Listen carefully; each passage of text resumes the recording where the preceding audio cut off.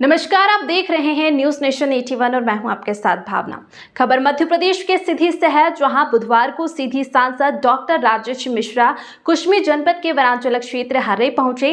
इस दौरान वो वहां पर 45 मिनट रुके। बता दें कि शनिवार को हरे गांव के 2 लोगों की डायरिया से मृत्यु हो गई थी, जिसके बाद कलेक्टर सीधी ने जांच टीम गठित की थी। तो वहीं बुधवार को सीधी सांसद ने हरे गांव पहुंचकर ग्रामीणों के स्वास्थ्य को जाना, लोगों से समस्याओं को पूछा। तो ग्रामीणों ने बताया कि साहब, हम बैगा जनजाति के लोगों के 30 से 35 घर है और इस बीच में पानी पीने के लिए सिर्फ एक कुआं है। एक कुआं से गुजारा नहीं हो पाता है, इसलिए हम लोग नाले का पानी पीते हैं। ये सोचने वाली बात है कि आज के युग में भी नाले का पानी पीना कहीं ना कहीं विकास की सारी पोल खोलता है। तो वहीं ग्रामीणों ने बताया कि बिजली सड़क नेटवर्क की सुविधा नहीं है। तो ग्रामीणों को आश्वासन देते हुए कहा कि जो पानी के लिए आप लोगों को मोहल्ले में 3 हैंडपंप लगवाए जाएंगे। तो वहीं बिजली की समस्या को लेकर बोला कि हम जल्द ही प्रयास करेंगे। सुनने में आया है कि वन विभाग द्वारा एनओसी न मिलने के कारण यहाँ पर बिजली नहीं पहुँच पा रही है। सीधी से संवाददाता बिहारी लाल गुप्ता की रिपोर्ट। आज आए हैं रैयों में 2 लोगों में मृत्यु हुई थी, क्या कुछ समझ आया सर? अभी तक जो मैंने एनालिसिस किया है, मुझे ऐसा लगता है कि इनका फूड पॉइजनिंग अथवा वाटर पॉइजनिंग है। पानी का सोर्स जहां से पीते हैं लोग, तो उसमें कुछ न कुछ प्रदूषण था, जिसकी वजह से इनको गैस्ट्रोएंटेराइटिस हुआ और डिहाइड्रेशन की वजह से इनकी डेथ हुई है। 2 डेथ हुई है, बाकी लोग जितने अस्पताल पहुंच गए वो सब ठीक है, कोई दिक्कत नहीं है।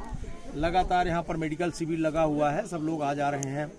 सभी हमारे अधिकारी इस एरिया के लिए सचेत हैं। और जैसे मुझे पता चला तो मैं 2 दिन एक्चुअली कुसमी ब्लॉक में ही मैं उस क्षेत्र में था जो बिटखुरी वाला एरिया है, दुबरी और डेबा चिंगवा की तरफ था, और उधर नदी उदी बाढ़ गई थी, तो मैं उधर एक दिन फंस गया, नहीं आ पाया। कल मैं सीधी आया, आज मैं यहाँ हूँ आपके बीच में, इन लोगों के बीच में जैसे पता चला मैं आ। जी सर, हम एक और डिजिटल इंडिया की ओर बढ़ रहे हैं, दूसरी ओर आज यहाँ पे नाले का पानी पी रहे हैं। बिजली, सड़क, पानी जो जीवन जीने के लिए मूल आधार है, वो भी इनको उपलब्ध नहीं हो पा रही है सर।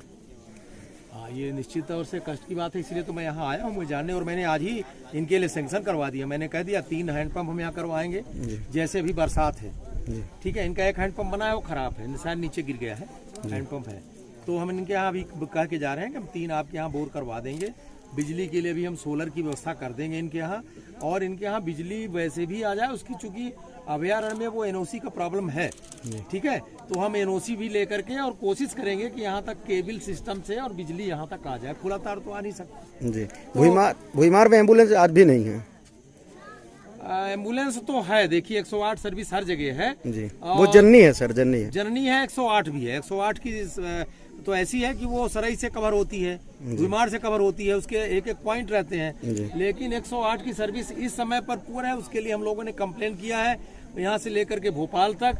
कल भी कलेक्टर साहब को हमने लिख के दिया, इसके पहले भी हम 1 महीने पहले दे चुके हैं कि जो 108 सर्विसेज यहाँ है उनकी सर्विस हमको ठीक करने की जरूरत है, वो समय से आ नहीं पाते हैं, तो उसको हम करेक्ट करेंगे। जी सर, यहाँ पे इतना बड़ा गांव है, नेटवर्क विहीन है, नेटवर्क नहीं है सर आज भी यहाँ पे, और उप स्वास्थ्य केंद्र जैसे सुविधा जो निम्न है वो भी यहाँ पे नहीं है, भावंतर नहीं है सर। उप स्वास्थ्य केंद्र यहाँ का मैं समझता हूँ कि केसलार है कि भुईमाड़ के?